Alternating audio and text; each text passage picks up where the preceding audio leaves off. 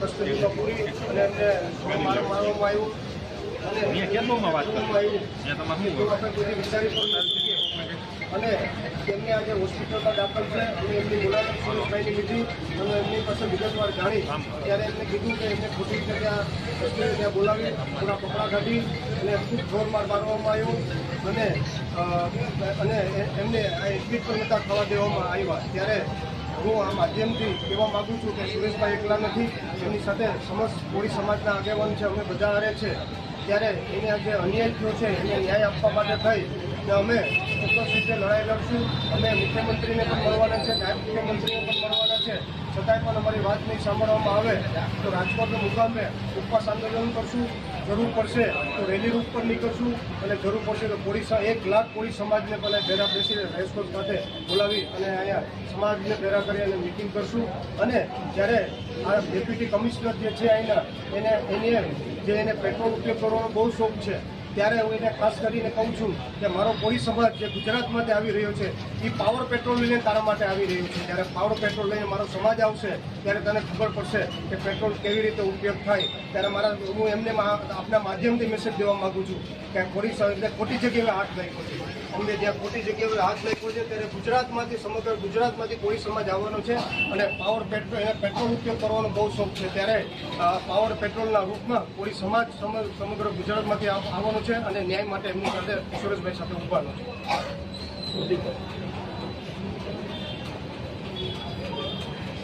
સમગ્ર ગુજરાતની અંદર શહેરી વિસ્તારોની કિંમતી જમીનો એના ઉપર ધંધો કરવા માટે કેટલાક અધિકારીઓ આઈએએસ લોબી અને આઈપીએસ લોબી કામ કરી રહી છે અને એના ભાગરૂપે ભાઈ સુરેશ પાસે કેટલીક માહિતી આવી અને એના કારણે બિલ્ડરોના ઇશારે, ભૂમાફિયાઓના ઇશારે, સરકારમાં બેઠેલા કેટલાક માથાભારે અને જમીનોની દલાલી કરતા લોકોના ઇશારે સુરેશ ઉપર રાજકોટ જિલ્લાના પોલીસ તંત્રએ અમાનવી વર્તન કર્યું છે. એમની આ રેકેટ ખુલ્લું ન પડે એટલા માટે આખો પ્રયત્ન ચાલી રહ્યો છે. પરંતુ ભારતીય જનતા પાર્ટીની આ સાજિશ ક્યારેય સફળ નહીં થાય. આપના માધ્યમથી હું ભારતીય જનતા પાર્ટીની અંદર જે કોળી સમાજના આગેવાનો કામ કરી રહ્યા છે એ સૌને કહેવા માંગુ છું કે આવનારા અઠવાડિયાની અંદર કોળી સમાજના યુવાનો ભારતીય જનતા પાર્ટી અને કોંગ્રેસ અને આમ આદમી પાર્ટી તમામ પાર્ટીના ચૂંટાયેલા સભ્યોને આવેદનપત્ર આપશે કે તમે ખુલાસો કરો કે આ લડાઈની અંદર તમે કોની સાથે છો, ભારતીય જનતા પાર્ટીના ભ્રષ્ટાચાર સાથે કે સમાજ સાથે. સમાજની તરફેણમાં જો તમે ખુલીને નહીં બોલો તો આવનારી ચૂંટણીની અંદર સમાજ પાસે તમને આવવા નહીં દઈએ એ પ્રકારનો મેસેજ પણ આપવાના છીએ. વિમલભાઈએ કહ્યું એમ સરકાર આ પ્રકરણ ઉપર જો તાત્કાલિક ધોરણે પગલાં નહીં લે તો રાજકોટની અંદર ધરણાનો કાર્યક્રમ પણ કરીશું અને 1 લાખ માણસોની સભા પણ પ્રયત્ન કરીશું. એટલે રાજકોટ જિલ્લાના આજે સીએમ અહીંયા આવી રહ્યા છે ત્યારે સીએમને પણ વિનંતી કરીએ છીએ કે તમે આવો અને હોસ્પિટલે સુરેશની મુલાકાત લો.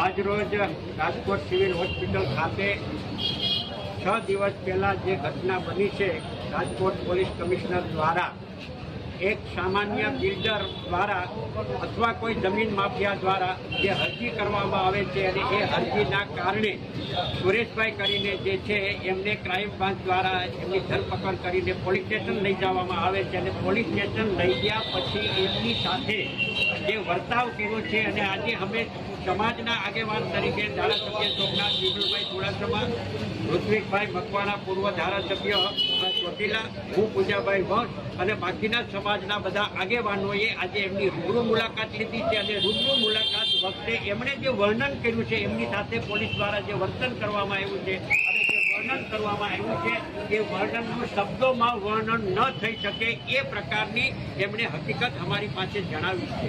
માનવતા એટલી બધી નીચે ગઈ છે રાજ્ય સરકારની, ભાજપની આટલી બધી હલકી માનસિકતા, સરકારની એટલી હલકી માનસિકતા હોય તો જ એની નીચે જે લોકો ફરજ બજાવે છે એની હલકી માનસિકતા ઊભી થાય. કોઈ પણ ગુનેગાર હોય, કોઈ પણ સમાજનો હોય, એની સામે કાયદેસરની કાર્યવાહી કરીને એને સજા અપાવવા માટેનું કામ પોલીસનું છે અને એમાં અમને કાંઈ વાંધો જ નથી. જો સુરેશભાઈએ કોઈ પણ જાતનો ગુનો કર્યો હોય એમની સામે કાયદેસરની કાર્યવાહી કરવામાં આવે, કાયદેસરની કાર્યવાહી કરવામાં આવે અને કોર્ટ મારફત એને 5 વર્ષ, 6 વર્ષ કે 10 વર્ષની સજા કરાવવામાં આવે, કોઈ સમાજને વાંધો નથી. પરંતુ સુરેશભાઈ સાથે જે અમાનવી વર્તન કરવામાં જે આવ્યું છે, એના કપડાં કાઢવામાં આવ્યા, કપડાં કાઢીને એને ઊંધા લટકાવવામાં આવ્યા અને ઊંધા લટકાવ્યા પછી એને મારવામાં આવ્યો, એના પગને ફ્રેક્ચર કરવામાં આવ્યું. એટલું જ નહીં પણ અમાનવીયતાની તો હદ ક્યાં થઈ છે કે એ કમિશનર દ્વારા એમના કુદરતી જે ગુદા છે એની અંદર પેટ્રોલ ભરવામાં આવ્યું છે પ્રેશર કરીને. ત્યારે મારે કહેવું છે કે આટલી વિકૃત માનસિકતા વાળા હું બહુ સ્પષ્ટ કહી શકીશ, તે સ્પષ્ટ કહીશ કે સરકારની પણ આ જ પ્રકારની વિકૃત માનસિકતા હોય ત્યારે જ પોલીસ છે આટલી વિકૃત માનસિકતાનો અમલ કરી શકે. ત્યારે આ જ બાબતે આવનારા દિવસોની અંદર હોસ્પિટલમાં દાખલ છે અને હોસ્પિટલમાં દાખલ થાય ત્યારે હોસ્પિટલ મારફત પોલીસને ડીઓ મોકલવામાં આવે અને ડીઓ મોકલ્યા પછી પોલીસ છે એની મુલાકાત લઈ અને પોલીસ ફરિયાદ દાખલ કરવાની જોઈએ. પણ આજ દિન સુધી પોલીસ ફરિયાદ દાખલ કરવામાં આવી નથી. એનો અર્થ એ થાય કે એમને સંપૂર્ણપણે સાવરવામાં આવે છે, પોલીસ દ્વારા સાવરવામાં આવે છે, પોલીસ દ્વારા ધમકાવવામાં આવે છે, હોસ્પિટલની અંદર એમને રજા આપીને ઘરે મોકલી દેવા માટેનું પ્રેશર કરવામાં આવે છે. ત્યારે અમે સમાજ દ્વારા અમે માંગણી કરીએ છીએ કે તાત્કાલિક અસરથી પોલીસ એમની ફરિયાદ દાખલ કરવામાં આવે અને પોલીસ ફરિયાદ દાખલ કરીને જે કોઈ જવાબદાર હોય એની સામે કાયદેસરના પગલાં ભરવામાં આવે.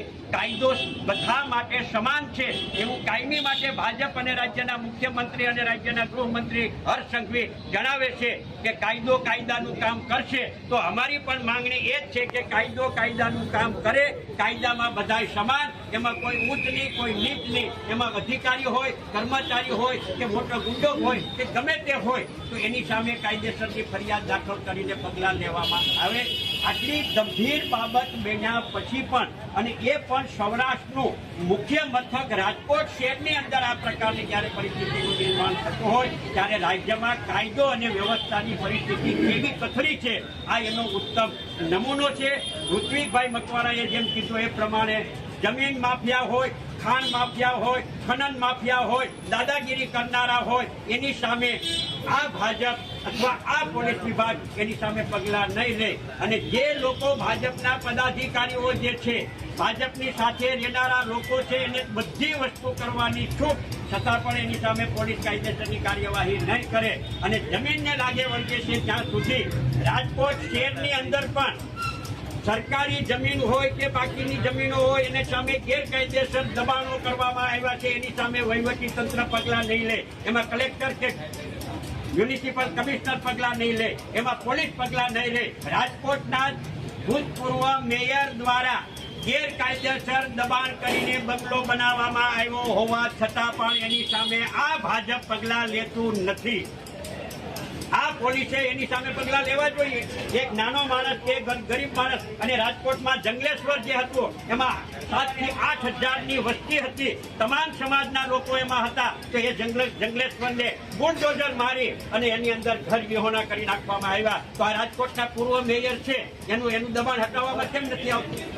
આ જમીનના પ્રકરણમાં જ આ પ્રકારની પરિસ્થિતિ જે બનાવ બન્યો છે અમને જે હકીકત મળી છે હકીકત. ત્યારે આવનારા દિવસોની અંદર વિમલભાઈ ચુડાસમાએ અને ઋત્વિકભાઈ કીધું એ પ્રમાણે કે આ યુવાનને જે સુરેશભાઈ ઉપર જે અન્યાય કરવામાં આવ્યો છે એને ન્યાય મળે અને સરકાર આગામી દિવસોમાં રાજ્યના ગૃહમંત્રી વરઘોડો કાઢવાની વાતો કરે છે ત્યારે વરઘોડો એના કાઢવા જોઈએ કે જે સમાજને નુકસાન કરનારા છે, સમાજનું શોષણ કરનારા છે, દાદાગીરી કરનારા છે, ખાણ માફિયા છે, જમીન દલાલો છે, જમીન માફિયા છે, એની સામે કાયદેસરની કાર્યવાહી કરીને વરઘોડા કાઢવા જોઈએ. આવા સામાન્ય અને નાની એવી બાબતની અંદર આ પ્રકારનું અમાનવી કૃત્ય કરવું જોઈએ નહીં. એટલે આગામી દિવસોની અંદર રાજ્યના ગૃહમંત્રી અને મુખ્યમંત્રીને પણ વિનંતી કરીએ છીએ કે તાત્કાલિક અસરથી જે કાંઈ બનાવ બન્યો છે તેની પોલીસ ફરિયાદ દાખલ કરીને કાયદેસરની તપાસ કરી અને સુરેશભાઈને ન્યાય આપવામાં આવે.